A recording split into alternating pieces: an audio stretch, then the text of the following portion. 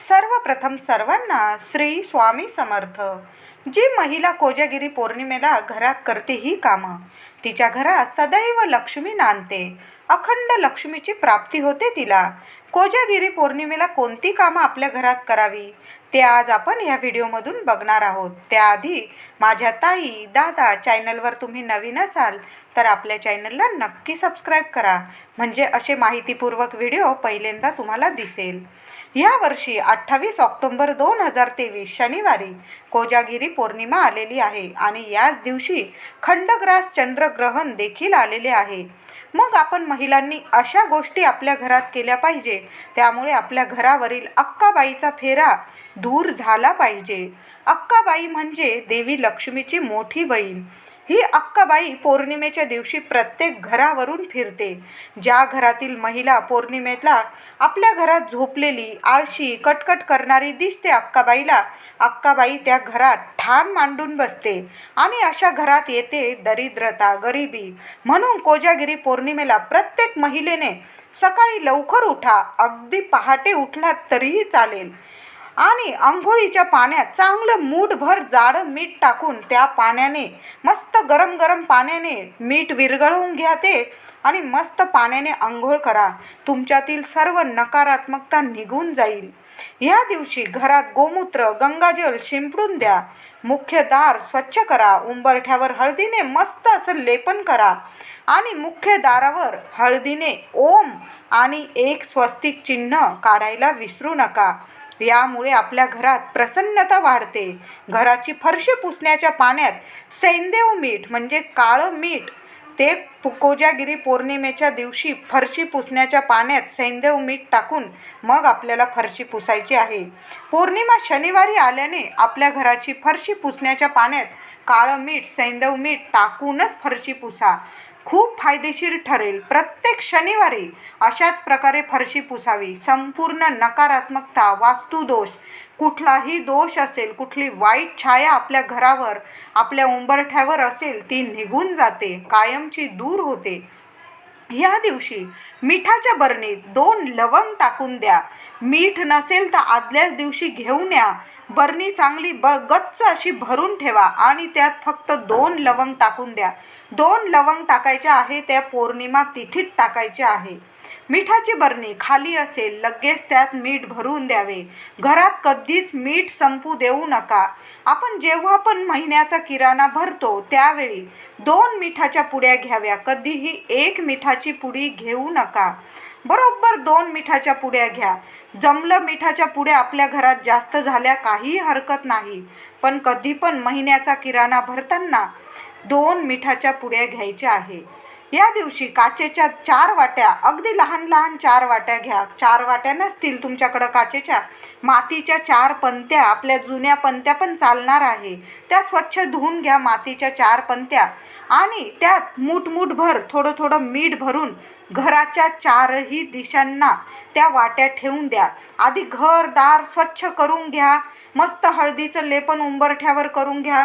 हळदीने ओम आणि स्वस्तिक मुख्य दारावर काढून घ्या. जी काही तुम्हाला घरात पूजा अर्चा करायची आहे करून घ्या. फरशी वगैरे मिठाने पुसून घ्या. मस्त सर्वांची आंघोळ वगैरे सर्व झालं की मग आंब्याच्या पानांचं तोरणसुद्धा आपल्या दाराला लावून घ्या. कोजागिरी पौर्णिमा आणि त्यात खंडग्रास चंद्रग्रहण आहे. या दिवशी आंब्याची डहाळी नाही, तोरण जमलं 5 पानांची आंब्याची डहाळी आपल्या दाराला नक्की लावून द्या. शुभ ठरेल. तर 4 वाट्या नाही मिळाल्या 4 पंत्या घ्या. जुन्या पंत्या पण चालेल, धुवून घ्या. त्यात थोडं थोडं जाडं मीठ भरायचं आहे. आपलं पांढरं जाडं मीठ भरायचं आहे आणि ते घरात प्रत्येक दिशेला 4ही दिशांना 1 ठेवून द्या, ती वाटी पंती. आणि पुढच्या शनिवारी आपल्याला ते मीठ बदलायचं आहे. बघा, घरात कुठलीही नकारात्मकता असू द्या, ती मीठ खेचून घेईल. लक्ष्मी माता कायम तुमच्यावर प्रसन्न राहील. हा उपाय मिठाचा नक्की करा. असं पौर्णिमेलाच नाही, तुम्ही प्रत्येक शनिवारी सुद्धा हा उपाय करू शकता. प्रत्येक शनिवारी ते 4 वाट्यांमधलं 4 दिशांना ठेवलेलं मीठ पाण्यात टाकून द्यायचं, विसर्जन करून टाकायचं आणि नवीन मीठ त्या पंत्यांमध्ये भरून घ्यायचं, किंवा 4 काचेच्या वाट्या असतील तुमच्याकडं त्यात भरून ठेवून द्यायचं. हा उपाय दर शनिवारी केला तुम्ही तरी चालेल. घरात कुठलीच नजर बाधा, नकारात्मकता, वाईट शक्ती कुठलीच शिरकाव करू शकणार नाही. सोप्या भाषेत सांगायचं म्हणजे अक्काबाई तुमच्या घरात दारात प्रवेश करणार नाही. हा मिठाचा उपाय अगदी कराच. ह्या दिवशी खंडग्रास चंद्रग्रहण देखील आलेले आहे. पाण्यात, जेवणात एक एक का होईना तुळशी पत्र टाकून ठेवा. आदल्या दिवशी तुळशी पत्र तोडून ठेवा, नाही तर विकत आणा. त्या दिवशी वेद वगैरे लागतील तेव्हा तुळशीला हात लावू नका. या दिवशी आपल्या मुलांवरून थोडंसं जाडं मीठ उतरवून पाण्यात टाकून द्या. 1 वेळा उतरवा किंवा 3 वेळा. जशी आपण दृष्ट काढतो आपल्या मुलांची, तशी जाड्या मिठाने दृष्ट काढून पाण्यात टाकून द्या. कुठलीही दृष्ट मुलांना लागलेली उतरून जाईल. कोजागिरी पौर्णिमेला पिंपळाचे पूजन आपल्याला करून 1 गाईच्या तुपाचा दिवा लावायचा आहे. या दिवशी लक्ष्मी नारायणाचा फोटो घरात नवीन आणला तर खूप शुभ ठरेल. आणि असेल तुमच्याकडे आधीचा, तो स्वच्छ पुसून घ्या. गंध, तिलक, अष्टगंध लावून माता लक्ष्मीला फुलं अर्पण करा. एखादा छान गुलाबाच्या पाकळ्यांचा हार घाला किंवा झेंडूची पिवळी फुलं असतील तुमच्याकडं, त्याचा एक हार घाला माता लक्ष्मी श्रीहरी विष्णूंच्या फोटोला. घरी येताना झाडाखाली एक पिंपळाचे पान घरी घेऊन या. आधी आपल्याला पिंपळाचे पूजन करून घ्या. 1 तुपाचा दिवा लावा. तुम्हाला झालंच ते 21 प्रदक्षिणा घाला. ओम नमो नारायणाय नमः, ओम नमो वासुदेवाय नमः. मंत्र जप सुरूच ठेवा. ओम श्रीम नमः. माता लक्ष्मीचा, श्री हरी विष्णूंचा मंत्र जप करा. हा उपाय करताना पुरुषांनी पण केला. घरात महिला कामात असतील आणि पिंपळाचे पूजन करायला तुम्हाला नाही जमलं, आपल्या पतिदेवांना पाठवा. 1 दिवा घेऊन बरोबर पाठवा. तुम्ही तेलाचा लावा, तुपाचा लावा, पण तुपाचा लावला तर अतिउत्तम. पण 1 दिवा घेऊन त्यांना पिंपळाच्या वृक्षाखाली नक्की पाठवा. या दिवशी पौर्णिमेला साक्षात श्री हरी विष्णू माता लक्ष्मी पिंपळामध्ये वास करता. प्रत्येक शनिवारी माता लक्ष्मी पिंपळामध्ये वास करते. आणि आता तर पौर्णिमा आलेली आहे. कोजागिरी पौर्णिमा वर्षातली सर्वात मोठी पौर्णिमा आहे. तर ह्या दिवशी पिंपळ पूजन नक्की करा. पतीने करा, पत्नीने करा, कुणीही करा. अगदी घरातली मोठी मुलं असतील त्यांना जरी पाठवलं 1 दिवा घेऊन तरीही चालेल. 21 प्रदक्षिणा घाला. मंत्र जप करत झाडाला नमस्कार करा, स्पर्श करा. घरी येताना झाडाखाली एखादं पिंपळाचं पान पडलेलं असेल ते पान घरी घेऊन या. झाडाचं पान तोडू नका. झाडाजवळ पडलेलं एखादं पान तरी तुम्हाला मिळूनच जाईल. या दिवशी चुकूनही मांसाहार करू नका. मद्यपान अजिबात करू नका. कोजागिरी आहे म्हणून लोक काय नाही वाटेल ते करतात. अजिबात नाही. आपल्या घरात स्त्रियांनी हा नियम तर अतिशय पाळला पाहिजे. मांसाहार करू नका. मद्यपान सुद्धा कोणाला करू देऊ नका. या दिवशी वेदाचे नियम दुपारी 3:14 ते संध्याकाळी 7:41 आहे. या काळात भोजन करू नये, पाणी पिऊ नये, झोपू नये. चंद्रग्रहणाचा स्पर्श पुण्यकाल रात्री 1:05 ते रात्री मध्यरात्री मोक्षकाळ म्हणजे चंद्रग्रहण संपण्याचा काळ 2:23 आहे. या 1-1.5 तासात कडक नियम पाळावे. जमेल तसे नियम पाळा. ज्या स्त्रिया प्रेग्नेंट आहे, गर्भवती आहे, त्यांनी घरात राहावे, बसून राहा. 1 तुळशीचं पान हातात ठेवून मग बसून राहा. ग्रहण पाहू नका, कुठले काम करू नका. हातात 1 तुळशीचं पान घेऊन बसा. माता लक्ष्मीचं स्मरण करा. माता लक्ष्मीचा मंत्र जप करा. नाही तर श्री स्वामी समर्थ, श्री स्वामी समर्थ. तुम्हाला नाहीच बसवलं गेलं, तुम्ही उशीवर टेकून झोपून सुद्धा मंत्र जप करू शकता. मंत्र जप नामस्मरण करत बसा. रात्री 12 वाजता मुख्य दाराशी दिवा लावा. 1 तरी दिवा लावा आणि दोन्ही साईडला 2 दिवे लावले तर अतिशय उत्तम.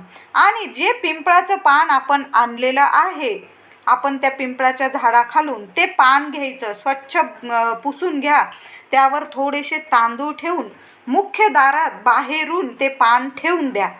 त्या पानाकडं नंतर बघायचं नाही. दुसऱ्या दिवशी ते पान पौर्णिमा, खंडग्रास, चंद्रग्रहण संपल्यानंतर दुसऱ्या दिवशी आंघोळ झाल्यानंतर तुम्ही ते पान सरळ विसर्जनात टाकून द्या. त्यातील तांदूळ, पान सगळं विसर्जनात टाकून द्या.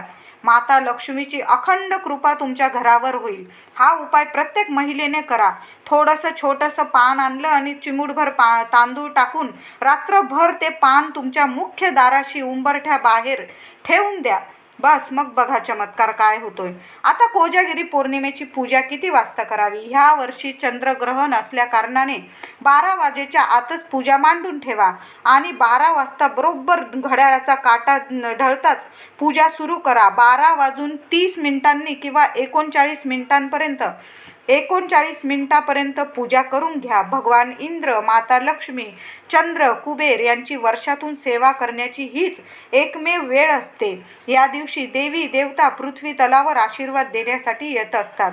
त्यांना गोड दूध, अमृताचा नैवेद्य खूप आवडतो. अमृतासारखं गोड दूध, त्यात तुळशीपत्र टाकून त्या गोड दुधाचा नैवेद्य दाखवा. आता हे गोड दूध आपण चंद्राच्या सानिध्यात ठेवायचं नाही ह्या वर्षी तरी, कारण खंडग्रास चंद्रग्रहण आहे. वेद चालू असतील मग ते ग्रहणाच्या याच्यात तुम्ही चंद्राला हे दूध नाही दाखवलं. सरळ पाटावर देवांना दाखवून द्या आणि चमचाभर दूध प्राशन करून प्रसाद म्हणून घ्या.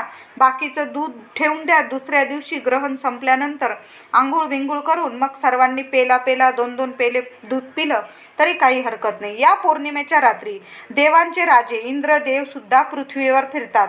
कोण पूजा करत आहे, जागरण करत आहे किंवा हे बघत असतात. वारंवार कोजागरती असे विचारतात.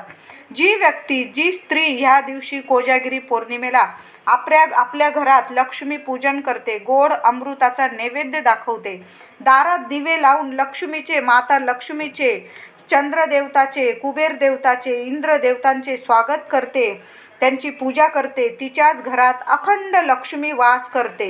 अक्काबाईचा फेरा तुम्हाला चुकवायचा असेल तर प्रत्येक महिलेने आपल्या घरात कोजागिरी पौर्णिमेला हे उपाय अवश्य करा.